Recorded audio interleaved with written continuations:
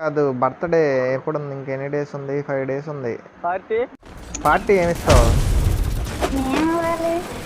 ఏం ఇవ్వగలవు చెప్పు నువ్వు. ఏం కావాలి అడుగు, ఇస్తా. దునియా నెల ఆ? Teams are rolling. Let's see where they land. ఎవరిదైతే జరుగుతుంది.